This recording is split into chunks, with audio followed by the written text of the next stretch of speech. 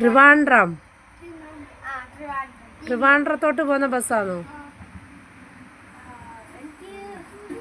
ഇപ്പൊ എവിടുന്നാ പോന്നേ?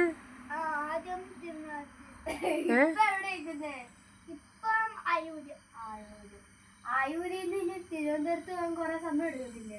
അല്ല, ആയൂരല്ലേ നിക്കണ. പിന്നെ എന്താ കൊല്ലത്ത് എങ്ങനെ പോകും? പിന്നെ ഗായ്സ്, അപ്പൊ നിങ്ങൾ കാണുന്നത് ഒരു ആക്സിഡന്റ്